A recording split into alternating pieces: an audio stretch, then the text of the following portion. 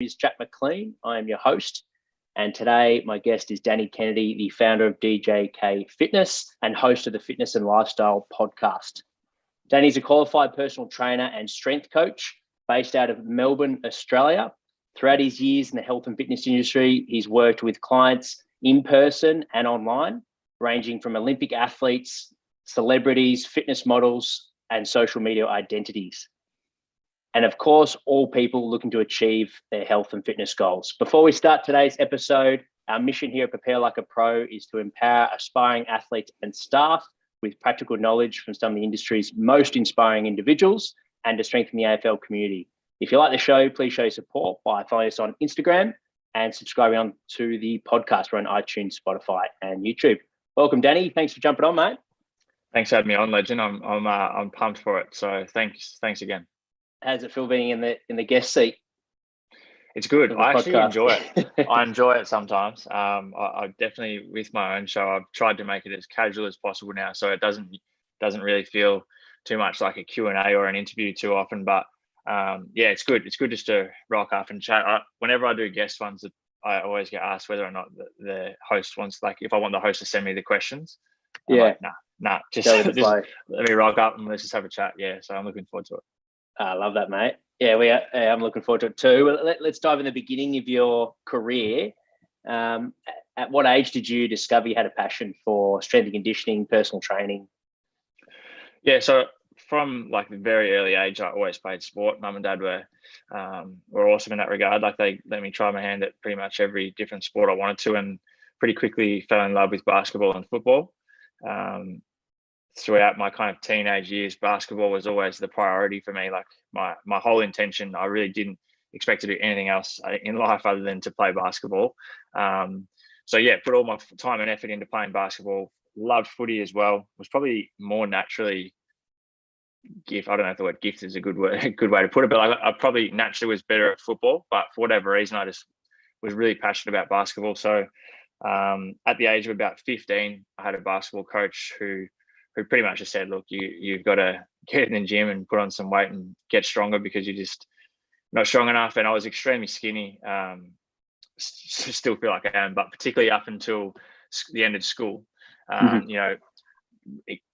extremely skinny. Like my whole kind of philosophy, and it kind of still is, but in my juniors anyway, I was always just trying to work harder than anyone else. Like, I just thought, particularly with basketball and stuff, if I wasn't quite at the skill level of other people, then I'd always put in the work and work harder than everyone else out there. And that was how I was going to kind of achieve my goals. So with that kind of came pretty much being underweight. So I got in the gym at about 15, like I said. Initially, I just hated it because my whole background with fitness up until that point was running. Like, I was just a madman with running. Again, like probably naturally more of a cardio type body type, I guess, like definitely an ectomorph, and found running pretty comfortable, and I enjoyed it. So with footy and stuff as well, I would always just do a lot of running. So when I got in the gym, it was kind of like, and I see it now when I start to work with clients who come from a cardio background, it's that initial kind of hesitation as to like, am I really working hard enough if I'm not, like, my heart rate's not through the roof the whole time and I'm not sweating and all this type of crap. So I hated it for a bit, and then just fell in love with it. Like, I started to see results like so many people do, and all of a sudden I was hooked. So that was about 15 or 16, and I literally just fell in love with it. Like, something about my personality type is whenever I enjoy something, I kind of just go all in with it. I probably obsess over it, and definitely is probably part of the reason why I've been able to grow my business and stuff. But sometimes it can be a downfall as well. But yeah, so I just started doing all my own research on basically any platform I could, whether it was, the old bodybuilding.com, whether it was trying to find different sources of information that were kind of reliable. It was literally just anything, just trying to learn as much as I could. And like a lot of people do, I was trying anything and everything, getting the wrong information, made all the mistakes you could possibly make. So by the time I finished school, I was the exact same height as I am now. So I'm 182 centimeters, and I was about 63 kilos. So I was overtraining, excessively training, and under eating like badly. So I was just definitely underweight. Even though in my mind I thought I was doing all the right things, I was going to the gym, I was having the protein shakes and doing all that crap, but I just didn't have the right information yet. So anyway, I made the decision that I was going to play footy, and then that kind of flipped within about a week, and a week later I was living in Melbourne for basketball. So from there, I just continued to kind of follow on that same path. I was just obsessed, just trying to learn as much as I could, whether it was seminars, whether it was videos on YouTube, articles online, trying to subscribe to research papers and all that stuff. And it was probably when I was about 19 that I started to find some actually reliable information from some reputable people in the industry, evidence-based and scientific backed, like nutrition and training methods. So yeah, it was probably about the age of 18, 19 when I started to properly see results and wrap my head around nutrition, wrap my head around what I should be doing with training, to see the results that I wanted to see for the past kind of 4 or 5 years. I just wasn't kind of following the right approach. And yeah, I mean, to this day, still just absolutely love it. Very passionate about it, but that's kind of where it all started. That was an extremely long answer to a very simple question, but that's good to have context. Yeah. That's kind of how it all started anyway. Yeah, awesome, mate. And then from that side of things, when did you start putting on the coach's hat, the personal training hat? How did that begin? So in year 12, actually, I think Mum might have come to me one day because she knew how passionate I was about fitness. And at the time, there was some, I don't remember what, might have been the Australian Institute of Fitness or something like that. We're running this program where you could kind of get like some form of not incentive, but it was like a cheaper price to do your personal trainer course by correspondence if you were in year 12 and studying. So I was like, yeah, sure, I'll do it. I kind of just did it spread out over 12 months and did all my hours and stuff, and had no real intention of using it because in my mind I was going to be playing basketball, so it didn't really matter anyway. But I thought it's handy to have, so I'll just kind of get it done and get the qualification. And then, as I said, I moved to Melbourne for 2 years for basketball after school. And same thing, like when I look back on it now in hindsight, I was always way more passionate about the gym and strength training and fitness than I was the sport. Like, I obviously loved basketball and footy, but my real passion was in the fitness side. So I wrapped up basketball at the end of 2013, had an ankle reconstruction. And at the time when it happened, I was just devastated, like borderline depressed. Just to me, like going from training and playing basketball, just living and breathing it, to not doing it at all was super depressing. But in that time period, I eventually did some physique competitions over the next kind of 3 or 4 years, and early days into my rehab after the reco, I was like, right, I can't train basketball, I can't play, I don't have a job because I've been doing basketball for 2 years. And I was already doing a few gym floor shifts, I think, at the time, just working as a gym instructor, pretty much just cruising around talking to people. So I was like, all right, I'll get a position as a PT and just see how it goes. And similar to when I first got into fitness, it didn't take long for me to pretty much just forget about basketball and be like, yeah, this is what I want to do. And shifted my focus from really focusing on myself all the time and trying to improve athletically and within my sport, to then seeing, like, knowing how much of a difference strength training and being in the gym made for me in terms of my confidence and obviously my physique.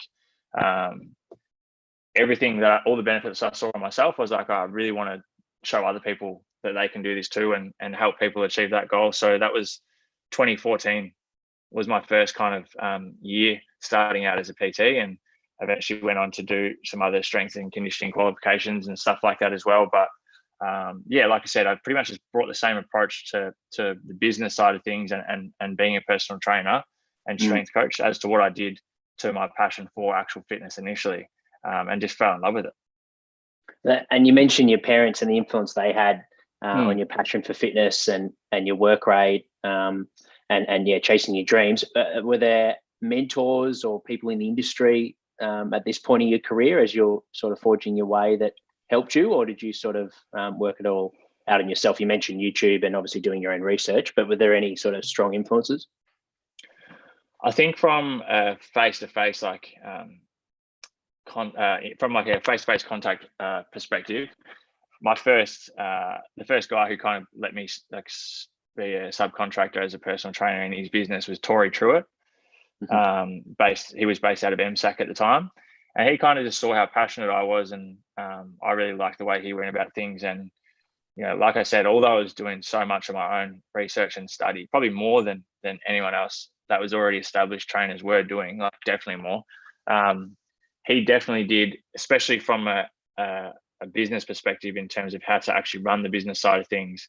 How he taught me how important networking was and building relationships with clients and communication and all the stuff that you probably don't really think about until you start. Like I think, I don't know if I can't speak for everyone, but I definitely found like I was so hung up on all the theory side of stuff in terms of like the training and the nutrition and recovery and all that stuff that didn't ever really even cross my mind as to like, oh, I also need to be able to communicate and run a business and learn how to network and build relationships and stuff. So he had a big impact. And then I just continued to learn from other guys in the industry. I spent a couple of years actually not working with him, but just kind of training with Christian Woodford for a bit. So I got a value from Christian. He was really good. But other than that, it was just kind of sources of information online. So guys like Lane Norton, Eric Helms, who else was there? There was a lot of kind of guys online Alan Aragon was another really big one. There was a handful of people online that I kind of, once I realized that a lot of their stuff was evidence-based and really read into it and saw the benefits of following it, I really dived into that side of things and went from just kind of reading articles and watching videos and stuff to really searching for things that had evidence to back it up. So yeah, they were kind of the main ones. Other than that, in person, apart from Tori, like I said, there probably wasn't really anyone. Like it was kind of just learn on the fly. And I mean, again, like even now, similar to my approach to PT when I started, from a business perspective now, like I also enjoy talking to new personal trainers or people who are aspiring to be a PT to kind of run over all the stuff ups I made with the business side as well, and all the stuff ups I made with time management and trying to niche down with clients and stuff like that. Just all the mistakes that at the time sucked, but in hindsight, it's been fantastic in terms of just building like a wealth of knowledge from making all the mistakes. So yeah. Yeah, absolutely. You mentioned Tori sort of planted to see the value of networking. For young developing coaches and trainers that are listening in, what did that look like? What were some actionable traits that you were starting to take on with, in terms of developing your relationships and developing networks in the industry? I think things like going to seminars or conferences and whatnot with like-minded people was almost a no-brainer, because I'm like, right, if I can go to this conference for 2 or 3 days and I know that 50 to 100 of the attendees there are also probably high-level coaches or aspiring coaches, I get to mingle with all these people that I'm going to definitely learn something from, if not continue to maintain some form of relationship with over the years.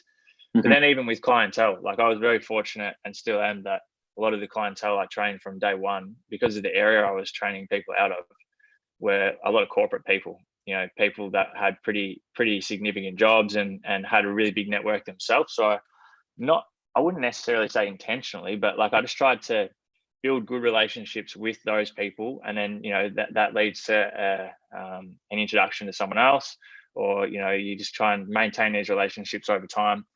And then for me as well, like something that I learned early on, I think it was probably from so many failures, I guess, in my sporting background up until that point, and my kind of working hard like attitude.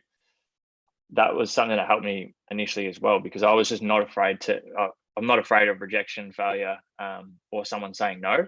So a lot of opportunities I look back at now, things that have really helped build my career and helped me learn a lot and build even networks and relationships that I never would have expected, purely came down to the fact that I was just willing to jump on Instagram and send someone a DM and ask them a bit of advice, or ask them to come on the podcast, or if they were in Melbourne, reach out and just say, do you want to grab a coffee? Or if someone reached out to me, or if I met someone and they were like, we should stay in touch or whatever, there'd be plenty of times where, in the back of my head, I'm thinking this is probably not really going to lead to anything, or I'm not too sure what I'm doing this one for. And then all of a sudden that turns out to be something that leads to the next thing. And that's the origin of X, Y, and Z type of thing, if that makes sense. So yeah, absolutely. It was just not fearing, having no fear of failure or rejection was probably the biggest one. And I started to see that a lot in terms of other people that were. So, and again, when I think about some of the biggest opportunities and best opportunities I've had in the industry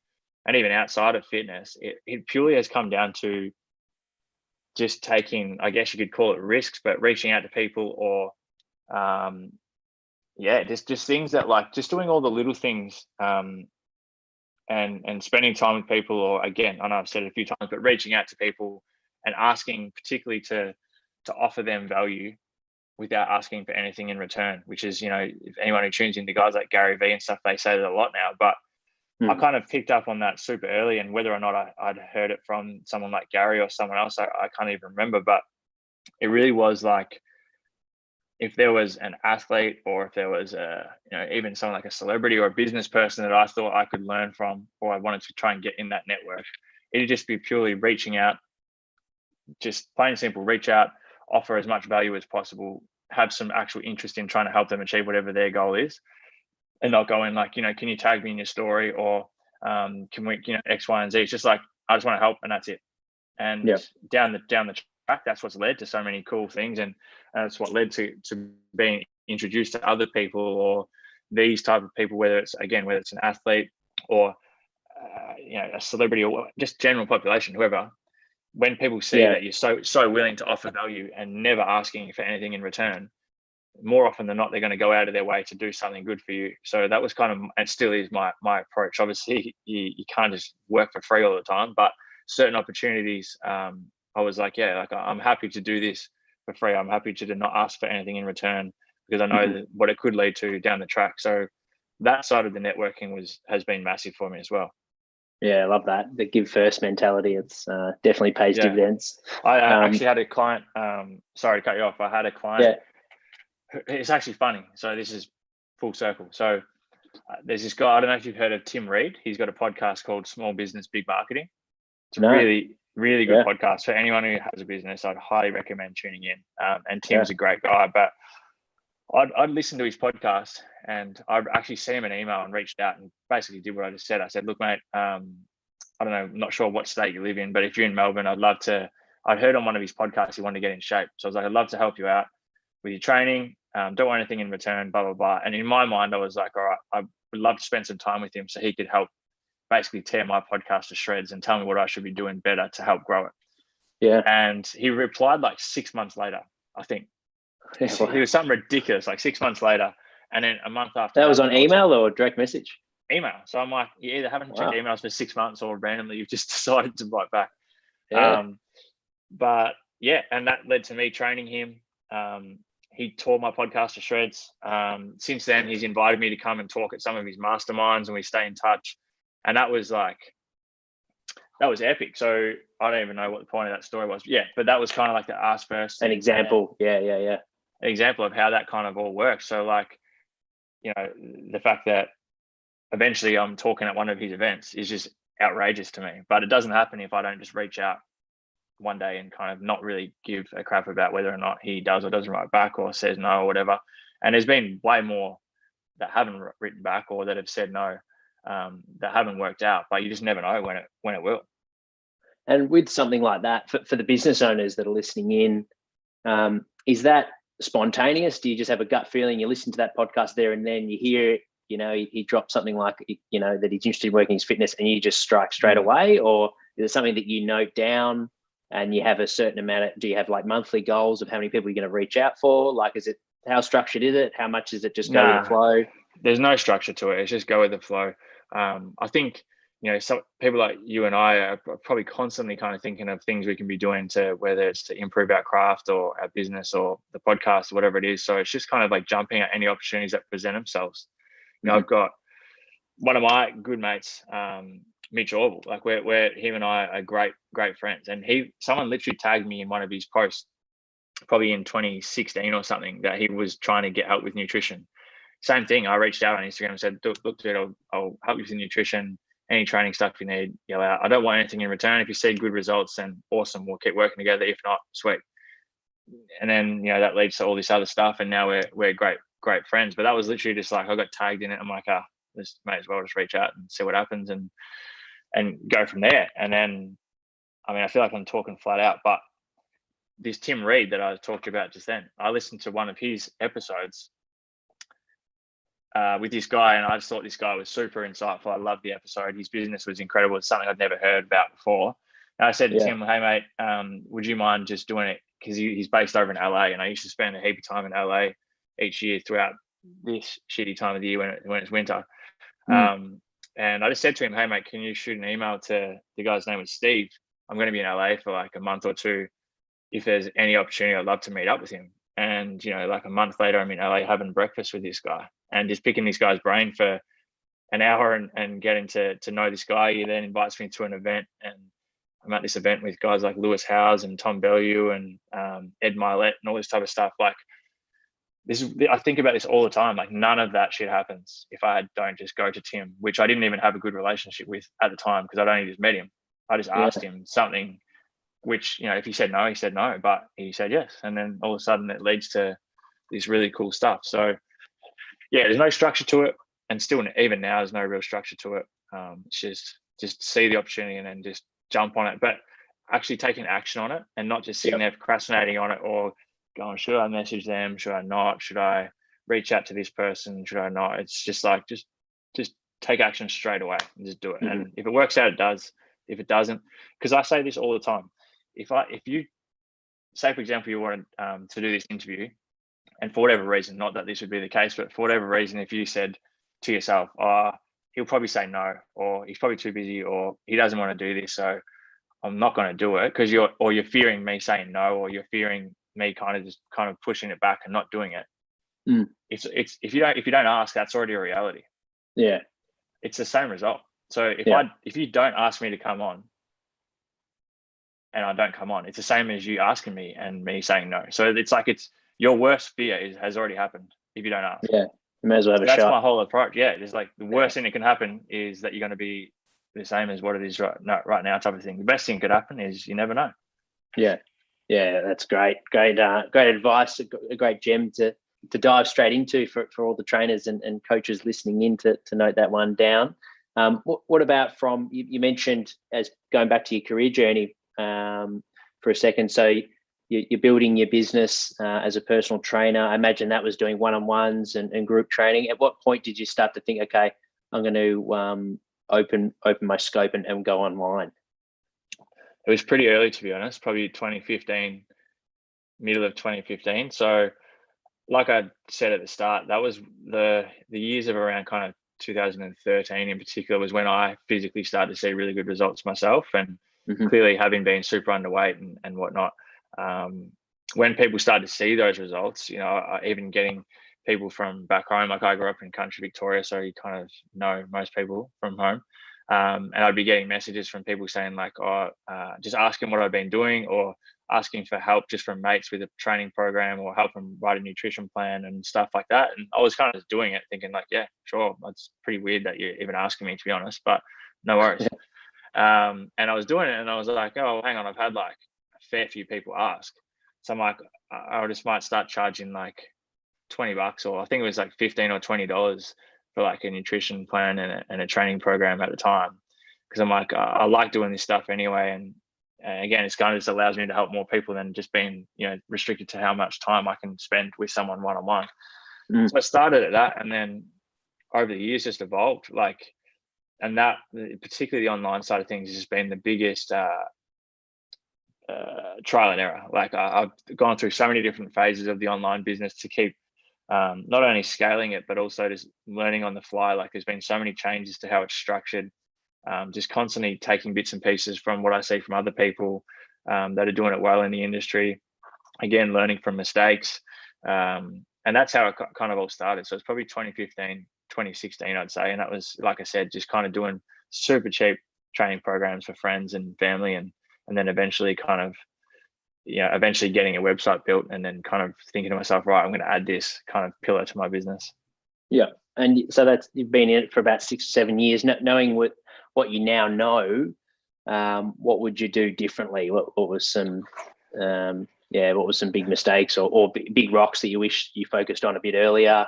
What would you do differently if you're starting now? Yeah, it's hard to say. It actually is hard to say. I was thinking about this not too long ago. I mean, you know, the cliche answer is like you wouldn't change a thing because you learned so much and blah blah blah. Yeah, and that's true. It's probably to an extent. It's probably a better question actually, like because like you said, you learn from your mistakes, so you've got to have that mentality So what if it was, so either you're starting another business, a new business, or you're consulting?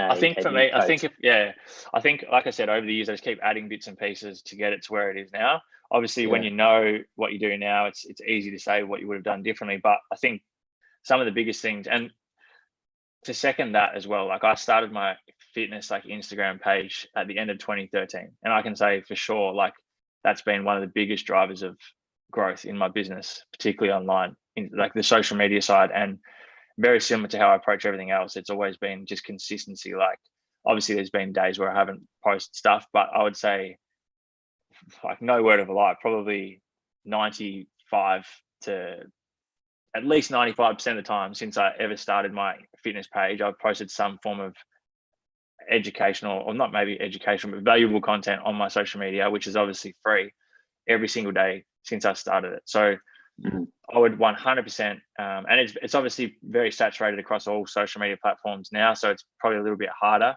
And when I started, it already was saturated. Like I'd missed the social media boat to an extent already, so now it's super difficult. But I would definitely be posting an absolute shitload.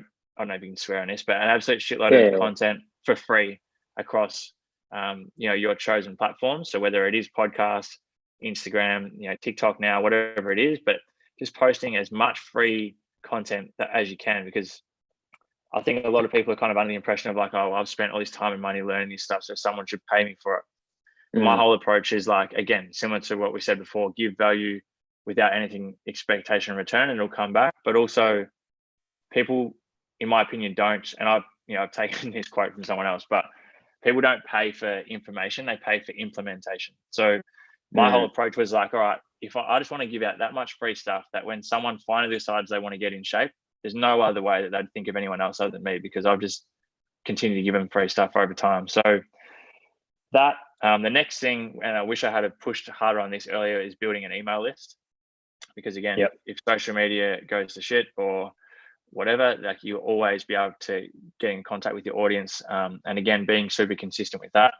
I think I would put a lot more emphasis on systems from the start, because mine has been really, up until probably the last couple of years, very much based off just trading time for money to an extent. Like, and I like that part of it to a degree, because especially with my coaching, like I want to make sure that it's completely customized, that it's not just a cookie cutter plan that they're getting or whatever. But at the same time, the systems just help things run a lot smoother and also help generate a bit more growth. So whether that's systems with automating, having recurring payments with clients, whether it's having some form of very basic funnel with your email list from your website or whatever that may be, but just trying to look at ways that you can really make things a lot smoother earlier on would definitely be that. And then two more things would be pick a niche, like right from the start. Like you said, you kind of spend that, a lot of people still do, and I think you probably have to a certain degree spend a bit of time figuring out what your actual niche is and who you do like training in terms of like the face-to-face stuff.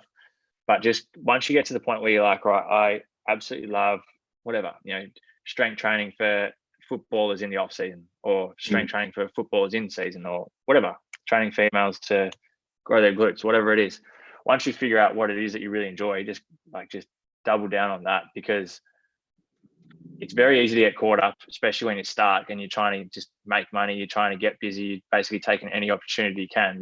You start to become, or you think you are, the jack of all trades, but you're just not. Like, if you can position yourself as an authority, like in a certain lane, then you are going to grow so much faster, because when someone wants that, you're so much more likely to be the person that they think of, or to come up in a search on Google or whatever it is, because that's everything that you're doing is pushing in that direction.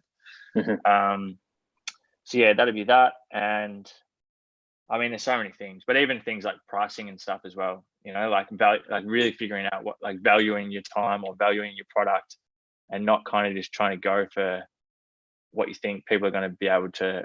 It sounds silly, but like with my online programs and stuff, I look back now at some of my one-on-one coaching I was doing, and obviously you evolve, so you can start to increase your rates over time. But some of the stuff I was doing for the most outrageously cheap, stupidly cheap prices, which was still trading my time for money. So, I'd be charging X for PT, but then I'm charging like this amount for the online service when I'm giving the same amount of value. So kind of learning, like understanding what your value is and understanding how much value you can offer the client, and not sell yourself short just so you can try and make some money, or just so you're cheaper than the next personal trainer or the next online coach. Like stick true to that, and that'll quickly kind of weed out the clients you don't want anyway.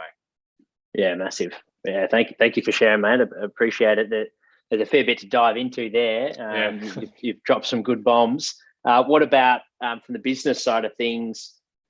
Clearly you're driven and you do a lot of research and you implement and you action these things and learn as you go. But did you, like with Troy, did you have someone there as like a life coach, business coach side of things, or was this all more self-developed? Definitely more self-developed, to be honest. I probably do wish I had have done that sooner. Last year, last year I started working with a business coach. His name's David Taubman. He's incredible, particularly for, he's really passionate about working with smaller business owners that are looking to really expand their business. And I think the beauty of that, and I come to this realization quite late, obviously, because I started working with him last year, but it's like anything. Like Roger Federer has a coach, Michael Jordan had a coach. You want to get in shape, you hire a PT. You want to learn to swim, you hire someone to teach you how to swim. It's like, it's almost, when you put it in perspective, it's an absolute no-brainer that you should invest, especially if you're a business owner that wants to grow your business. You should be investing some form of money or time even into being taught how to build a business by someone who's either done it before or has the skills that you probably don't. And then second to that, just a bit of a different perspective on things, because it's very easy and it can absolutely do your head in when you can only see things from your perspective inside your business or outside your business. Whereas someone can come in, even if they have nothing to do with health and fitness, and they look at how you're running your business and they're just like, we need to change this, this, and this. And it's probably something that you've never thought of or would never even considered putting any thought to, because it's just something that you either haven't learned, or because you're so focused on where you think things should be or what you think should be happening, you just don't put any thought to it. So so up until last year, and I wish I had started working with someone a bit sooner. I did a bunch of courses and stuff around the business side, and obviously with the podcasting, I really dived into myself listening, like consuming a lot of content from business people. Like, when I read Grant Cardone's book, The 10X Rule, I read that in maybe 2017, and that, like, I'm pretty certain that like just changed everything for me in terms of my business and my approach to a lot of different stuff. So without having a face-to-face mentor or someone that I was hiring to coach me, I feel like I've learned and continue to learn a lot of stuff, a lot of value from just listening to stuff like this, like podcasts, and just taking bits and pieces from people and then actually trying it out, because it's pretty easy to get caught up in a cycle of just consuming content and doing nothing with it. So even when I read and stuff now, I try not to just finish one book and go to the next, or not watch one podcast and then just start the next one straight away. It's like, all right, what if you're listening to someone who runs a successful business and they give all these kind of gems throughout the podcast, like actually try implementing them for a bit first and see, and then do a bit of trial and error yourself. So I didn't hire anyone early days. I had started to last year, and it's makes a big difference. And that what made you take on a mentor? Was that someone, is it something that someone advised you to do? Was it sort of something you were thinking about doing for a while, and your mindset, I guess, when you were on starting with working with Dave?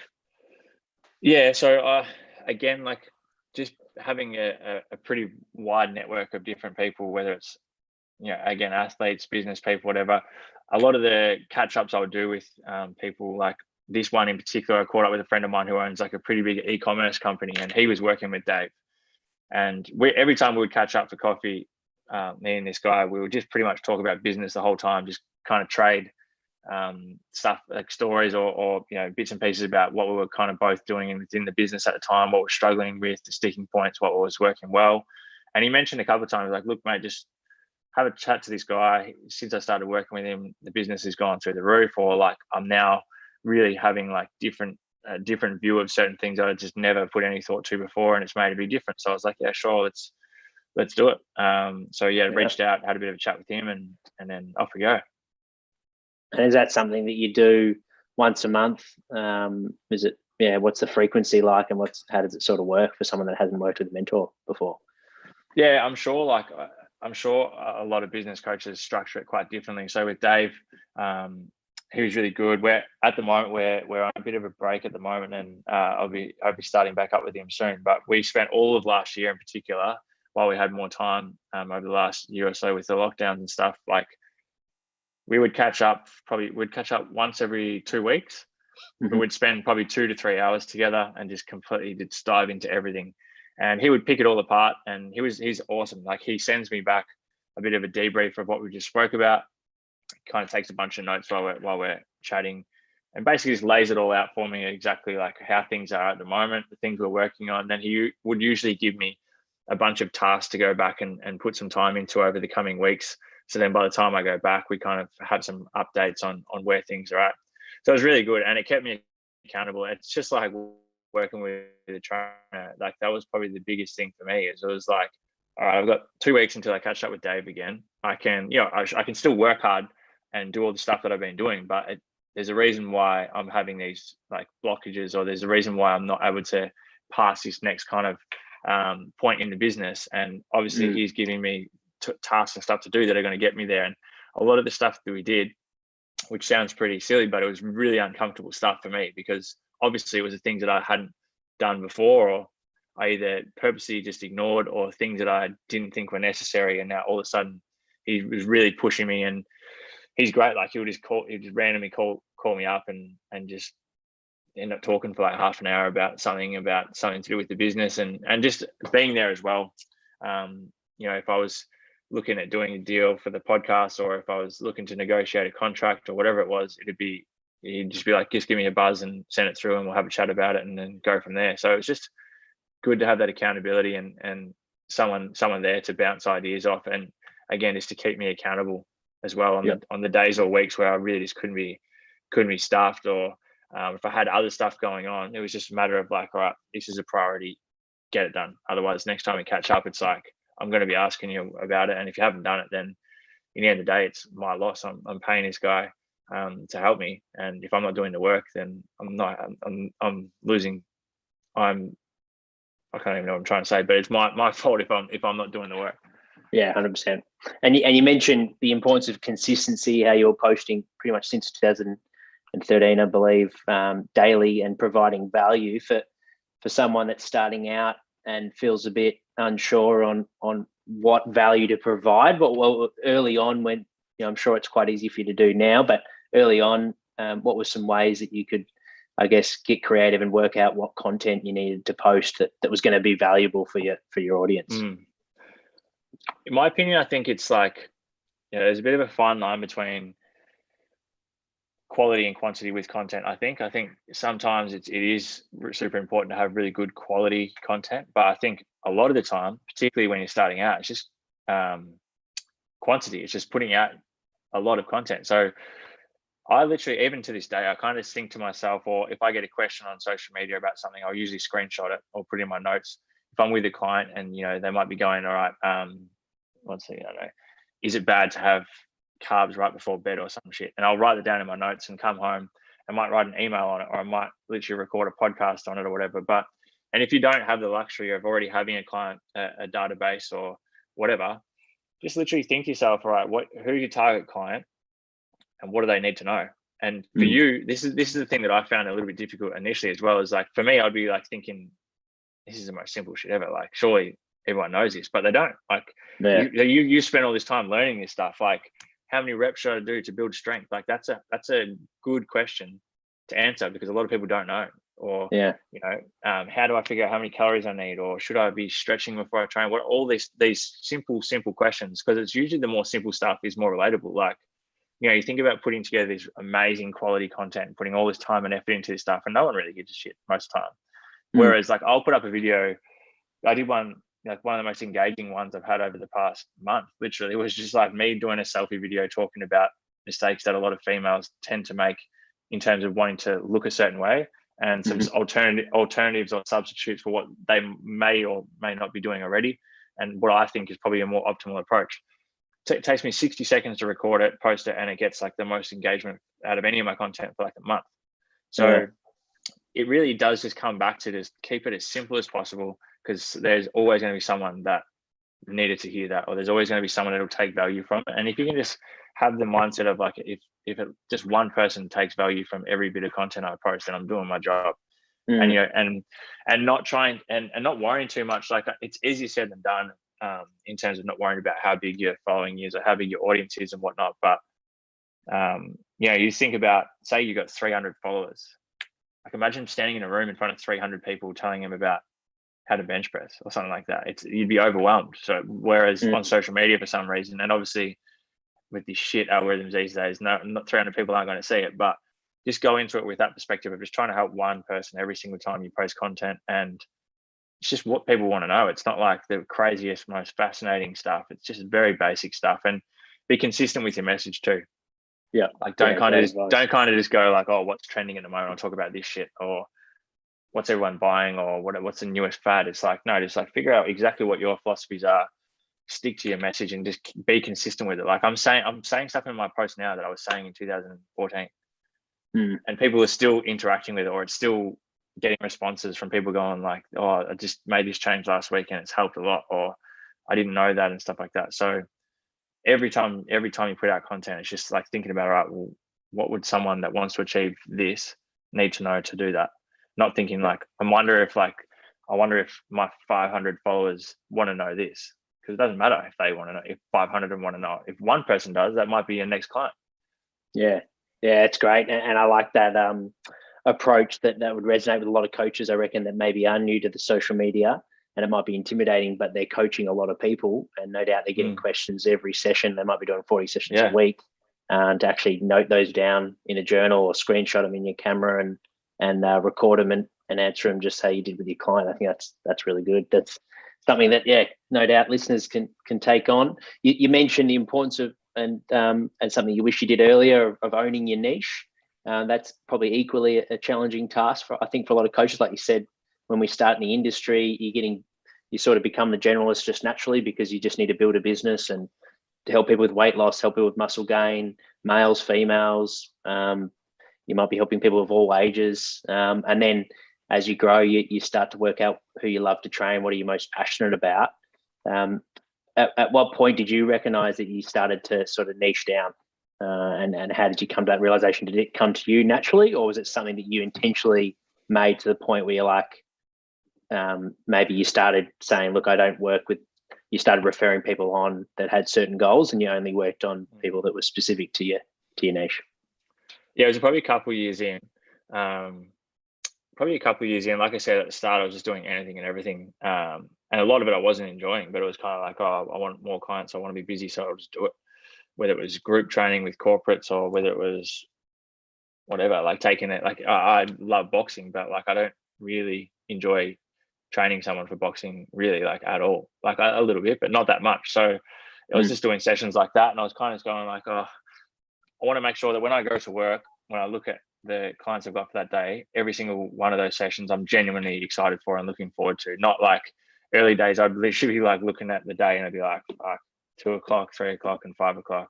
Can't wait till they're done, or like stuff like that. So I was like, it took a couple of years, but I think, I was really, again, like really fortunate, and it did definitely come down to the networking stuff we talked about earlier. But I locked in a couple of big athletes early, like probably before I should have, to be honest. But it was awesome, like that. And then obviously the exposure that kind of gets you, or the social proof that gets you on social media. All of a sudden you have people that either are in that industry, or people that like that style of training or whatever, kind of just like eventually come across to your content and then want to know more, or want to work with you or whatever, particularly the athlete stuff or celebrities or whatever. Like it's ridiculous that's how it works, but it is like, if someone sees you working with someone that has a profile or a name, like instantly kind of gives you like social proof. You could not know a single thing and someone will come to you and be like, want to work with you just because you've worked with someone else. But I competed as well, like I said. So I was putting out, as well as my content with business, I was, I was vlogging on YouTube like almost every day, and like they weren't getting many views, but my social media, I was posting a lot of content from the preps I was doing for comps, talking about the process that I was doing, particularly with the nutrition. You know, the nutrition side of things, my message stayed so clear and so consistent the whole time that was one thing that really drew in people from that perspective, like not even from training, but from the nutrition side. I was getting so much interest because of the way that I was approaching things, and because it is such a sustainable and flexible approach, obviously people are pretty gravitated towards it. So yeah, the competing thing brought in a lot of people that obviously were interested in that style of training, like the strength training, and me even showing the process of me getting in shape from a body composition perspective, and not so much performance and athletic side, but from body composition, showing people that, you know, I'm the leanest I've ever been, and I'm not doing a single second of cardio for the week. I'm just doing strength training, or just stuff like that. Like literally just kind of documenting, you know, and even coming back to what we were talking about before, the content, just document what you do. Don't try and create content. Even now, like a lot of the content is like, I'll be training a client, they'll do an RDL, and I'll be like, a lot of people will struggle with RDLs. I'm going to get a story of this person doing an RDL, put a few arrows in the story, put up a few little cues for people to think about. Bang, you've got like a very engaging piece of content because people want to know that stuff. But yeah, so the bodybuilding stuff, working with athletes, and then just getting a few bigger names or whatever, drew people in. And I knew, like, I pretty much got to the point where I was like, all right, well, if I'm going to be putting out a lot of content, I may as well just try and attract the clients that are going to want to do like the stuff that I'm doing, because that's easy. Then like, instead of me going out and fucking creating a post about circuit training, or not that I like but like me creating a post about something that's not really that kind of specific to your niche. Yeah. So I'm like, if I'm just posting my stuff, documenting what I'm doing, the people that like that will come to me, instead of me having to try and bring people in. Because, you know, that was what it was like for me anyway. The first year or two, it was like almost like just coming across as desperate with the client and work side of things, because I was constantly trying new things to just try and get people in. Whereas when that mindset changed to not chasing people, like letting them come to me, which is a longer term approach, and you got to be a lot more consistent with it. But it's like, if I'm putting out certain pieces of content or working with certain people or doing X, Y, and Z, like I want someone to come to me and say, do you have any availability for PT, or how can I sign up to your online coaching? Instead of me putting out, and you may have to do it at some point, and it is what it is, but like, instead of putting out things on social media going like, oh fuck, I've got like 3 sessions for the price of 1 or whatever, just to try and get someone in. I stepped away from that stuff, because you got to think about as well, and this probably comes back to the business side with that approach. It's like, you don't want to train someone, even if it's 1 session, you don't want to train someone that has no intention of training again, or is going to be difficult from day one, or is someone that you don't enjoy training. Like, who cares if you're making money? It's not worth it. It's not worth your time. Like, time's your best asset. So yeah, you're better off putting that time into creating more content, or building systems out, or learning, like mastering your craft and doing education around the strength training, or like the coaching side of things or whatever. So it's probably like two years in, I'd say. And I really figured out that the strength and resistance training side of things, and really teaching, you know, I've gone through like kind of ebbs and flows. Like, a lot of the athletes I've worked with have been male, so that attracts that type of thing. And obviously me being a male doing bodybuilding stuff like that obviously attracts a lot more males. But I've got a lot of enjoyment out of training, teaching females how to lift weights, and just showing them over a period of time of like, hey, this is what results you can get if you kind of get over this little fear of lifting weights and not eating, like, and eating next to nothing. Like, stick with this and just kind of you know, be like, understand that if just kind of buy into the fact that if you kind of follow this approach for the next couple of months, 2-3 months, whatever, and then just see what your results are.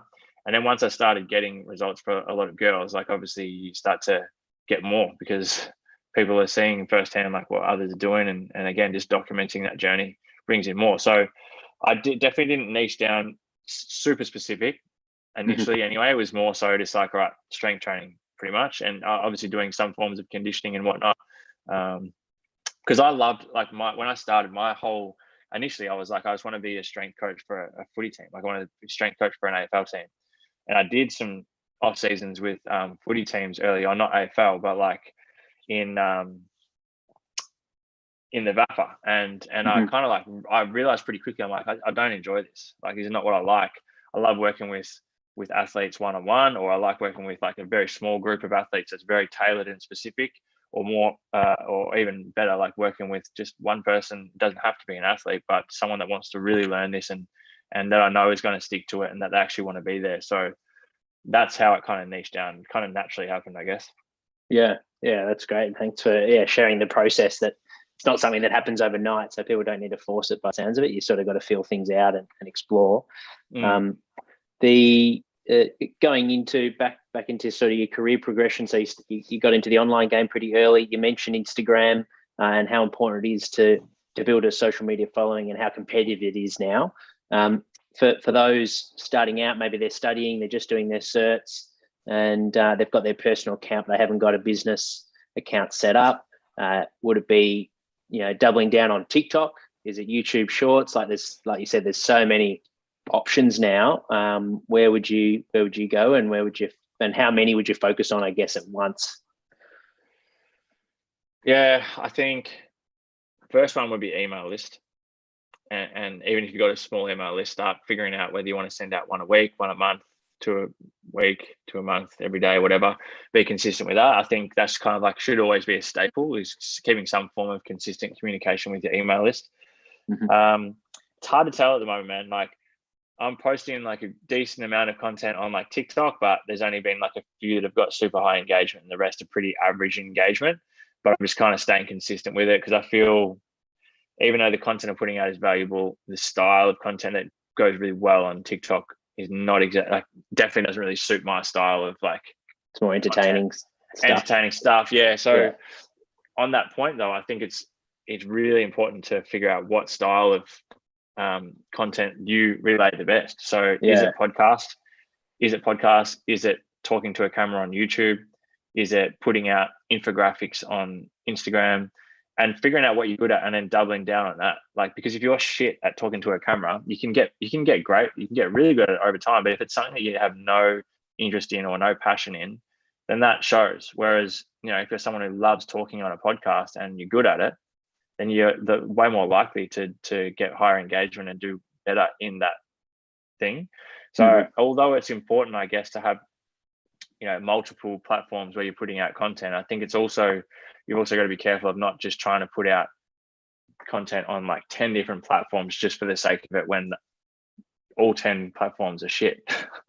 Try and figure out which, like, at least find one that you think you're really good at, or you can learn about the most, or you can put the most time and effort into, and then you'll be able to have bits and pieces that you can take from that platform and use on the other one. So even with podcasting, it's like, if you run a podcast and you've got video, you don't ever have to create any content for Instagram. You can just use the content from your podcast in snippets on Instagram or TikTok and stuff like that. So yeah, that'd be my advice around that regard. But in terms of like where to post at the moment, I mean, I have no idea.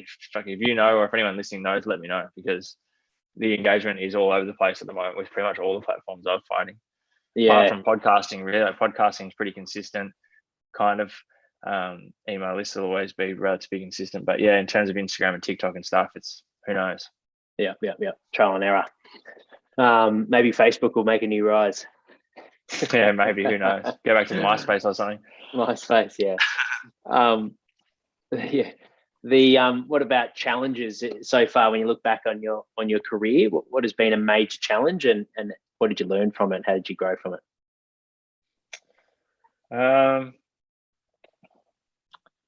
Challenges. I mean, one that stands out straight away is the business side of things, particularly with finances, tax, GST now, super, like, particularly if you're running your own business, whether it's as a sole trader or if you got a company and stuff. Like, I didn't do any form of like business degrees or anything at school or uni and stuff like that. So I've made so many mistakes with that side of things and had to learn the hard way about a lot of it, like with tax and everything. Like, it just wasn't something that I knew about, wasn't something that I'd hired someone to help me with, or again, like, didn't have a business coach advise me on certain things. So I made so many mistakes in that regard. So I think there really is, like, unless you do a business degree or whatever, I just don't see how there's any form of education, particularly in school, where you learn anything that's fucking worth knowing about finance after school. Like, whether it's, like I said, whether it's tax, whether it's figuring out whatever, like learning about inflation and interest rates and loans and all this type of stuff, like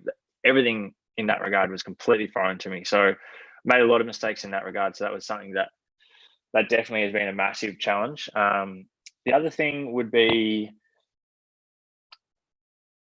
if you're wanting to grow and expand the business, is obviously you have to do the work and you have to put in a lot of hours and a lot of time, but also learning, like, if you have no idea how to make a website, if you have no idea how to edit a podcast, I think it's relatively important to have a decent understanding of how to do these things eventually. But if time's your best asset, and you value your time, particularly if you're good at certain things, whether it's training the clients, whether it's doing podcasts, writing emails or blogs, whatever, wasting like half a day on trying to edit a podcast that someone could do in 20 minutes, you're basically just like, you're only hurting yourself, because you're losing all this time that could be spent investing in yourself or earning more money in different areas of your business. So something that I took so long to do is start to delegate things out to other people, or like hire someone. It doesn't even necessarily need to be hiring someone. Like, particularly early days, you're not going to have like a heap of leftover cash to just be going to hire or videographers and all this type of stuff. But like,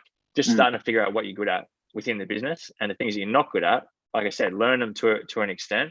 But if you're in a position to do so, I think really starting to, like I said, come up with systems, but also either hire people to do them, or if you're someone that has a good business or you have a following already, even putting out on your Instagram story, like, hey, if there's any like people who are interested in videography, and you want to, if you just want to come and do this video for free, basically to show me like what you can do. Like, one of my videographers that I use, he did the first video for me for free. Like, he did like a whole day vlog, like nuts. He came and literally followed me around for the whole day, on like probably one of my busiest days I've ever had as a personal trainer.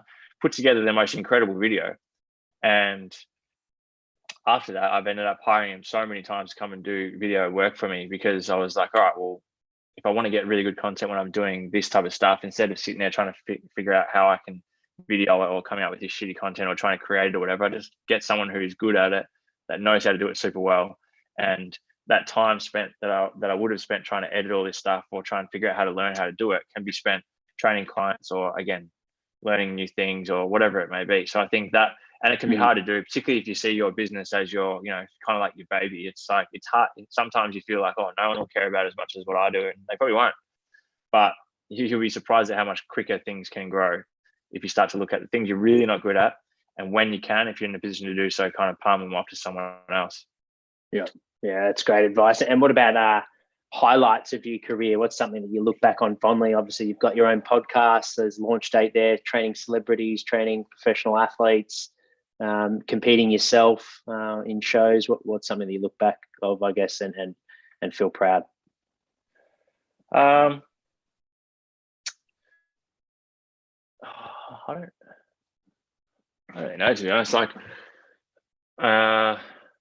it's hard to say.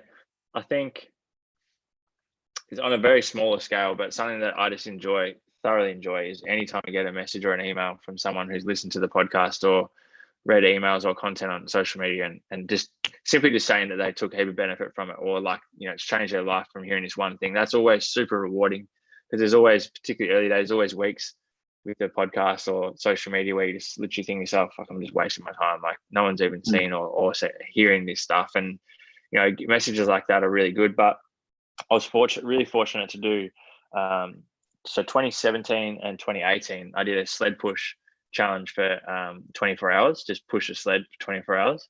Just the sled, or with weight on it, or? With weight, yeah. I think there's a 20 on it or something like that.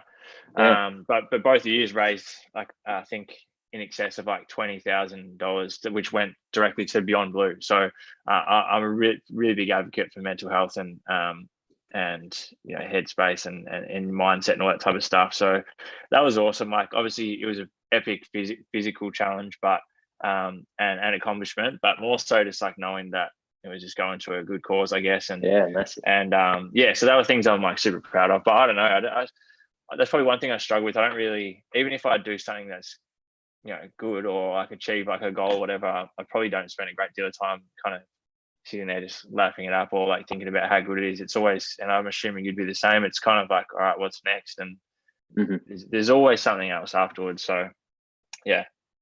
Yep. And with that sled challenge, I'm sure the coaches are interested to know the details of that. So how does that work? That's you by yourself moving the sled? Is it outside? Take us through the details. So how it worked, it was like, the first year I did it with Michael Klim. So he was stupid enough to come and join me, and we actually had so dumb. We had 2 sleds going that year, so we'd push up and back, and like people, like, because obviously we kind of not marketed it, but just posted on our socials. So people would come down, and the idea for me was like, look, I'm obviously not going to be just me pushing a sled for 24 hours. Like I'm going to cark it. I'm not going to make that. But my intent was like, whatever you do the whole time, just be continuously there pushing it. If people come down, they want to jump in and push it a length, whatever. Like we kind of had a system where like you would push it, get to the other end. If there were people there, there'd be people like pretty much just had a line, but it was never like that many. And you know, as you can imagine, between the hours of like, say like 10 p.m. and pretty much like 6, 7 a.m. the next day, there's not exactly that many people there. So the first year, Clemmy and I did it, and we had a really good turnout of people, and it was more so just keeping the wheels ticking, like push it, get to the other end, make sure go again, same thing, and literally for 24 hours. And man, the first time I was just like, obviously, you know that 24 hours is a long time, but when you hit like that 12-hour mark and you're like, fuck, halfway, but I've also got 12 hours to go. So yeah, like, I mean, we had to come up with some strategies too, because obviously you're not just flat out pushing the sled the whole time. And even like the angle of how you're pushing it, like trying to be super cautious of a calf or Achilles after a long period of time. Hydration was a big one. Nutrition as well, because you just clearly you're just chewing through so much energy that whole time. And then the second year was a little bit, so the first year the track was about 30 meters long. Second year was a bit shorter, it was about 20. So I actually preferred the longer one because it was just a little bit less stop start. But yeah, I mean, physically, obviously, like clearly it was difficult, but I mean, the idea of it was for it to just be mentally just ridiculous. And it was stupid, so dumb to have done it the second year as well. But yeah, so that was good. That's impressive. But I enjoy stuff like that. Like, I mean, last year I did 5Ks of walking lunges. And that was for Beyond Blue as well. And that was actually like, and it's going to sound ridiculous, but that was a piece of piss. It was not hard. It was like after 300 meters, my legs were kind of like pretty cooked. I'm like, all right, I'm in strife here. Like, I don't even think I'm going to make this. And then I pretty much just stayed at that level of like that threshold of like soreness and pain, pretty much just stayed the same. And it was actually not too bad. It was just boring. It was a stupid idea. I did it around Albert Park Lake, and it was just like, I started at like, because I didn't want to look like an idiot, firstly, like when people are running around the track and I'm just lunging around. So I was like, all right, I'm going to go start at 5 a.m. and hopefully get it done. My thought process was that it was going to take about 3 hours and took less. But I started at 5 and I'm like, I'm just going to get this done, hopefully before it's too busy. And it was the worst weather, like belting rain, like sideways, windy as, and obviously dark. And it was just boring. Like, it was just like, oh man, especially around the lake, because you can see pretty much where you started almost the whole way around. He's going, why to do it here? That's awesome.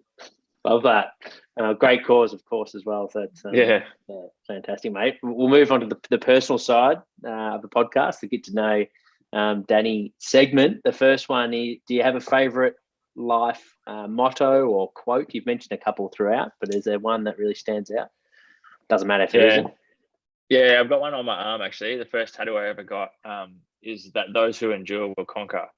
So, I mean, I kind of feel pretty strongly about that, obviously, enough to get it tattooed on your arm. But, yeah, I just feel like, and that's kind of a bit of a symbol of like how I feel my career so far has gone. Like, as I mentioned at the start, like within sport, like I was really fortunate to play like super high levels of basketball and decent standard of footy and achieve some good things. But I was always missed out on like so many teams, got cut from so many teams, would make like the final selection of so many teams, and was always like pretty much just missing it and pretty much failing at a lot of things over and over and over again. But for whatever reason, I don't know what it is, or whether it's just like genetically or whatever, I don't know how it kind of got ingrained in me. It was just like, on just keep kind of going, just keep pushing, just work harder and just be consistent and kind of not give up. So that was my approach to that. And then I think that's why I've been able to carry it over to business as well. Because I'd kind of conditioned myself to do it early days with sport. So yeah, that's kind of what I live by. Yeah. Awesome. And what about in your work life? Do you have pet peeves? What makes you angry? What makes you angry? Work life, as in what other people do, or yeah, like a classic one could be, if you're, let's say you manage football teams, like you said, and they don't put the gym gear away, or things like that. Like any pet peeves as a coach trainer. I think within the industry, to an extent, like people just trying to bring other people down instead of just pushing their own belief or their own kind of philosophies. Like, there comes a point in time, absolute bullshit. And I'm not saying that you, I, or anyone's the person that should be calling them out, but it's like I see so often, particularly now, it's like instead of people just pushing content that they want their audience to see, it's like they spend half their time just trying to bring other people down. And to me, I'm like, what good is that doing anyone? Like and if that's the case, then I think it should just be done behind closed doors. Like reach out to them and have a proper conversation. It just doesn't benefit anyone to be doing that type of shit. And then the other thing, I'd be interested to hear your opinion on this, is within the AFL, the way they approach pre-season to end of season in terms of the structure of how the periodization of particularly the strength training, but even in my opinion, how early they're doing it, excessive amounts of conditioning early days in the off, like in the AFL when the season's fucking ages away. So like, again, and I might be completely wrong, and I'm sure there's a lot of people watching that are just thinking like, this guy's fucking got no idea. But like, in my opinion, I look at it and I'm like, the season starts in what does it usually start in, March or April? March, yeah, AFL March. You've got some, and obviously it's more so like the first, second, third year players early days in say like November, sometimes even fucking October.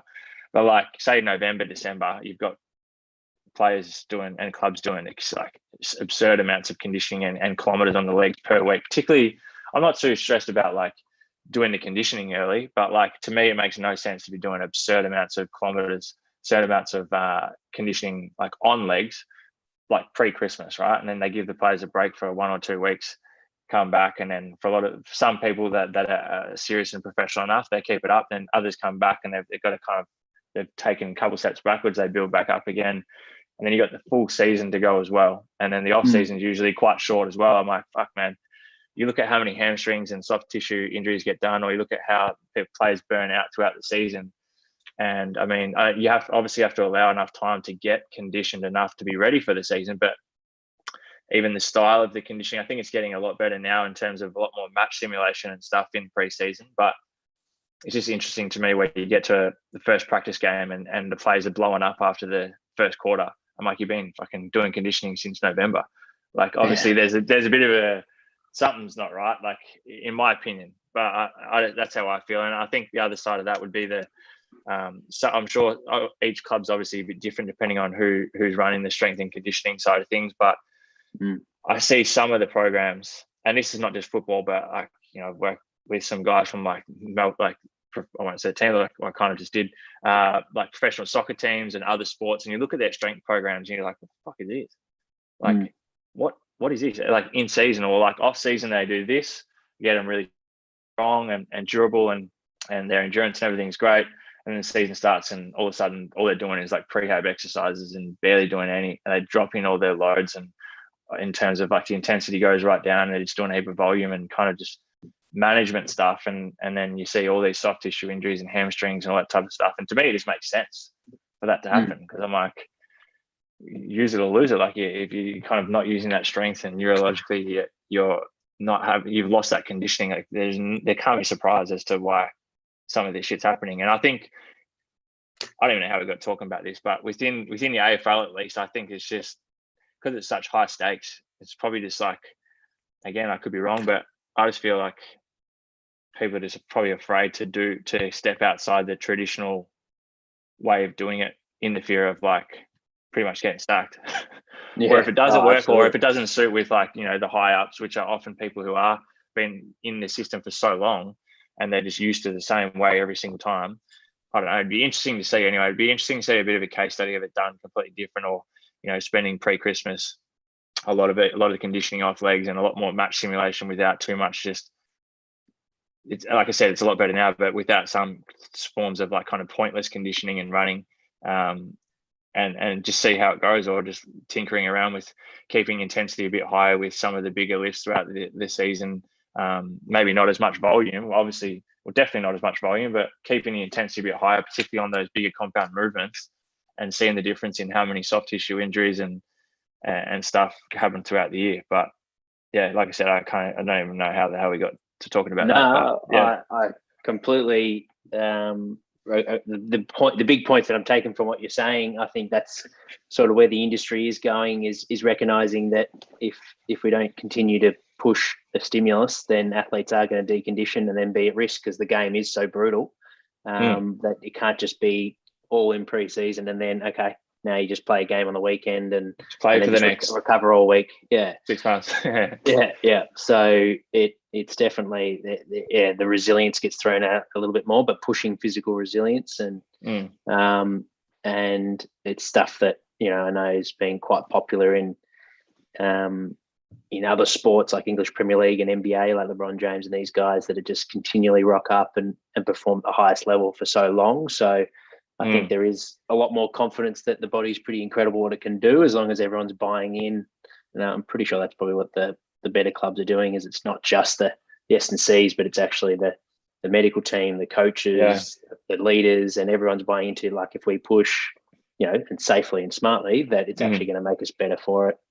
And then the match sim, like you said, that other big point as well, it does seem to be, I think that's, from what I've seen anyway, that GPS has been quite helpful in that you can now see, okay, well, what is a game of footy for that individual? And then, we can get that type of volumes from doing outside the boundary running, or we can do it with a football in hand with your teammates. And what's going to be better? Well, ultimately it's going to be better, the more specific the sooner you can get. And I think that's what the better teams are doing now, like you're saying. So, but at the same time, though, the other point you made, that players are still blowing up in March practice matches from cramping and all that, and that still takes a while. I guess the intensity when you're competing against an opposition compared to your teammate does take it to another level when you're going to win points opposed to just training. There's probably a natural element of pacing yourself like I know players have talked about it, like the aim of pre-season is a little bit of survival, don't get broken. So probably, because they are getting pushed with high volume, whereas come game day it's probably be killed or get killed type of mentality. Hence why it's so important that we do push, because if they're going to pace themselves, we need to make sure the intensity's high, because at the end of the day, on game day, they're going to bring maximum intensity every effort they've got. So valid points, mate. And I like the other pet peeve of bringing people down. I think that's a great message. Our industry, unfortunately, is saturated with it, and social media is probably, that's one of the negative aspects. We've talked about all the positive aspects, but that's one of the other ones that social media can bring, unfortunately. But definitely, like you said, just continually to bring value and reap the benefits of that. What about last one? Your favorite way to spend your day off? What if you have one? Mate, it's just trying to chill. Like, I struggle with relaxing, I guess, but I definitely do try and have, particularly over the weekends, more so on a Sunday now, try and keep it as less work related as possible, but spending time with my partner, Danielle, enjoy going out for a lunch or dinner every now and then, just hanging out with friends, big sport fan as well, obviously. So try and consume a bit of sport when I can throughout the week and stuff. You know, even basketball, like I love basketball, but I just can't find the time to sit down and watch a fucking 3-hour NBA game. So on the weekends, try and consume a bit more stuff. And just, I know, just doing normal stuff. Like I like listening to a lot of podcasts and stuff as well. So that kind of, I enjoy that. Like I'm a big fan of stand-up comedy. So there's a bunch of comedy podcasts that I just genuinely like doing, just to kind of switch off and not really have to think and just relax for a bit. Yeah. Awesome, mate. Well, thanks so much for jumping on. And for those that are tuned in live, make sure to listen to the very start. This podcast will live on our YouTube channel, and then we'll launch it next Tuesday for those that like to listen to the audio side of things. But couldn't recommend listening from the very start. Danny's dropped gems all the way throughout, from business to training and preparation for those that want to perform at the highest level. So thanks again, mate, for jumping on. In terms of your own business and the podcast, what's on the horizon for 2022? What are you excited about at the moment? Well, kind of going back to what we've already talked about, a bit of the growth side of things with the business. I've now running all my online coaching through an app, so I'm really putting a lot of time into just continuing to fine tune that, and obviously, again, work on the systems of building that side of things. PT, I'm still enjoying it, obviously, and a little bit more selective now with how many hours I'm doing of that. But I'm just loving the podcast. So just growing the podcast as much as I can, and just continuing to just learn new things and evolve. And I mean, this is particularly in the content side of things. It's just, as we talked about with TikTok and all that type of crap, there's always just new stuff to evolve with. So just continuing on, I guess, the same path. I feel like each year it's kind of pretty similar. There's always little things that get added in or adaptations that happen, but it's more so like I'm pretty set on like the direction I want to push things in. It's just about fine tuning it each year and just kind of leveling it up in any way that I can, and continuing to invest in the business and myself, and just kind of let the rest happen, and try not to force it too much, and just make sure I'm enjoying it. Awesome, mate. Yeah, that sounds there's plenty happening, and that's another aspect that I've definitely taken away from this, is just your mindset to continually actually make mistakes and put yourself out there and learn from them, and then go again and do it again. So I love that approach. And for anyone that wants to be successful in anything, I think that's definitely the way to go about it. Thanks again for jumping on, and we'll have to do a workout or catch up for a coffee or a beer sometime, mate. 100%, mate. Yeah, thanks again for having me on. I appreciate it. Hopefully those that have tuned in have enjoyed it to some extent. And we'll definitely do a session. I'll have to get you on the Fitness and Lifestyle podcast as well, mate. It'd be good to catch up and have another chat. It's been good fun. Thank you. Awesome.